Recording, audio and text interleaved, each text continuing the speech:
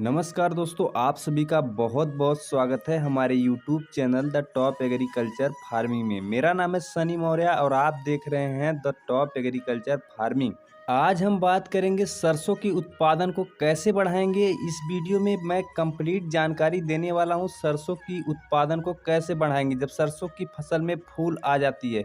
आपको मैंने तरीका बताया था पिछली वीडियो में कि सरसों की बुआई का सही समय और सरसों की सिंचाई का सही समय कौन सा होता है।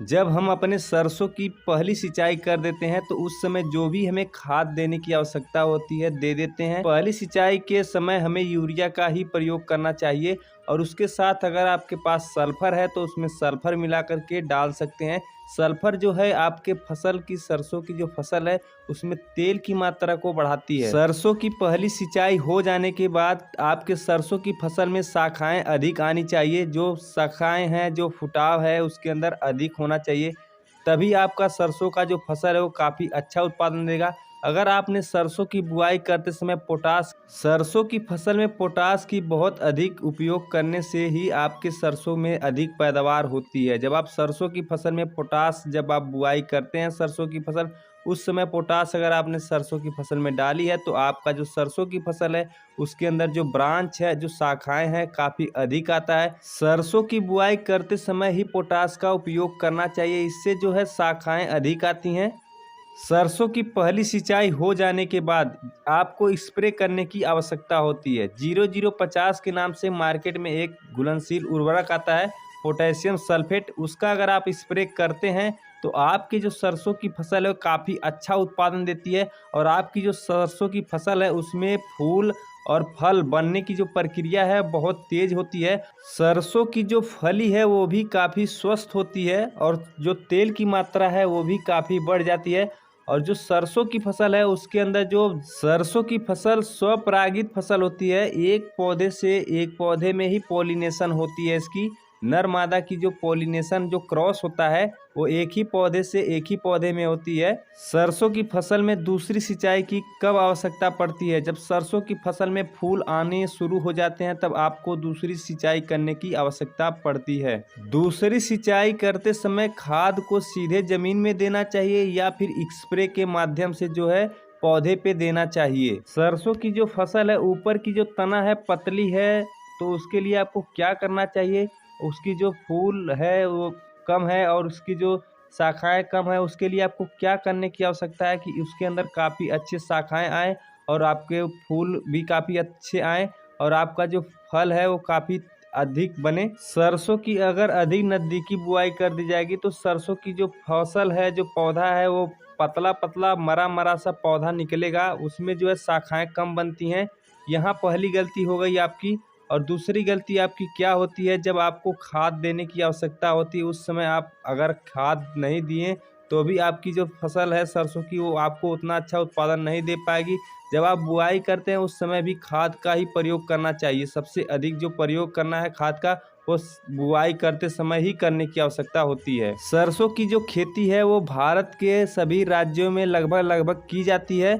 सभी राज्यों में अलग अलग तरह की मिट्टी पाई जाती है, कहीं पे जलोढ़ मिट्टी, कहीं पे बलुई मिट्टी, कहीं पे चिकनी मिट्टी। तो जैसी मिट्टी होगी वैसी सिंचाई की आवश्यकता पड़ेगी। अगर बलुई मिट्टी है तो उसमें 2 से 3 सिंचाई की आवश्यकता पड़ती है, अगर चिकनी मिट्टी है तो 1 से 2 सिंचाई की आवश्यकता पड़ती है।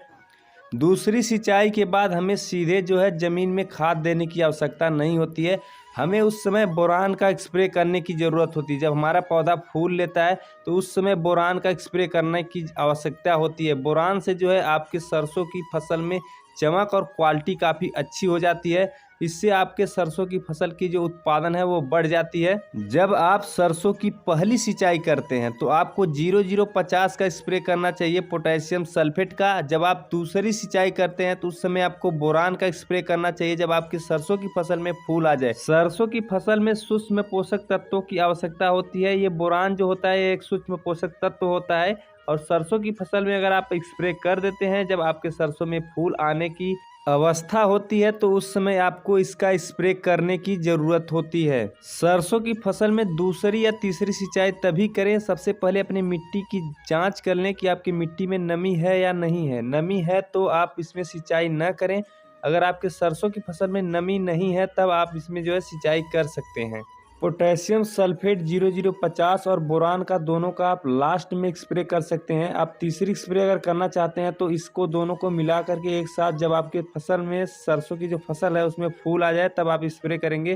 तो जो परागकण है वो जो है उसका मेल फीमेल जो है परागण है वो बहुत तेज़ी से होता है। ये जो है आपकी फसल को पाले से भी बचाता है। जैसे अगर सर्दी का मौसम अधिक हो गया तो आपके फसल में जो पाले लगने की समस्या होती है उससे भी ये जो है लड़ने की क्षमता रखता है। या तो जल में घुलनशील एक आता है 05234 उसका स्प्रे कर देना चाहिए।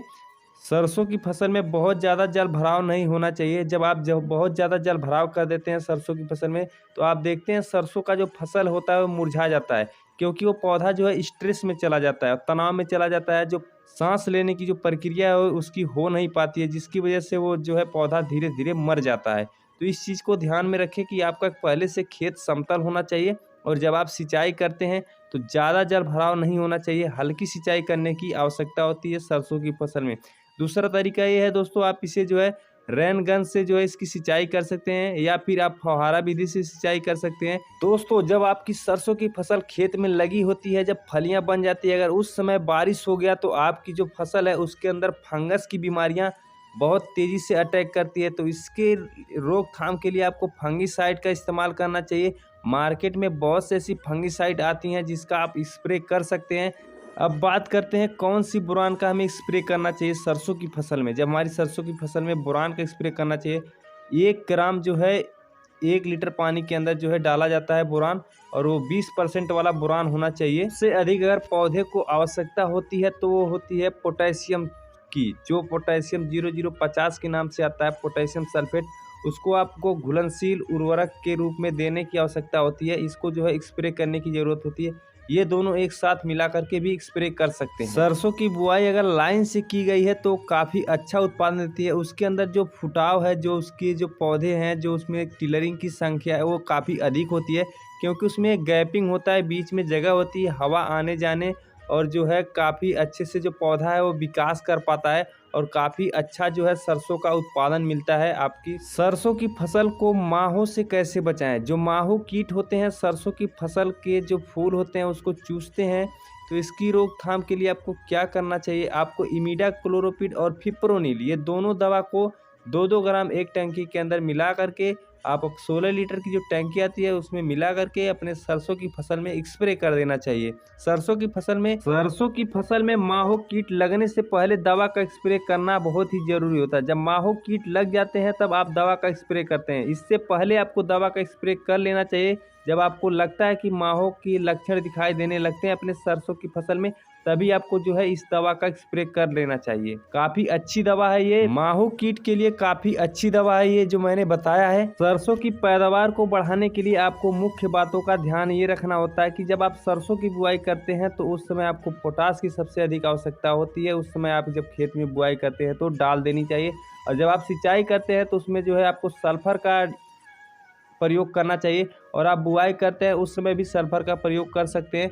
और आपको एक चीज़ का और ध्यान रखना है, जब आपका पौधा जो पॉलिनेशन करता है तो वो हवा के माध्यम से पॉलिनेशन करता है, या फिर कीट पतंगों के माध्यम से पॉलिनेशन करे, या तो फिर वो हवा के माध्यम से जो है पॉलिनेशन करे। सरसों का जो बीज है वो भी अच्छी क्वालिटी का आपको मार्केट से लाना है, ताकि आपको सरसों का जो फसल है, जो आपकी सरसों की फसल है वो काफ़ी अच्छा उत्पादन आपको दे सके।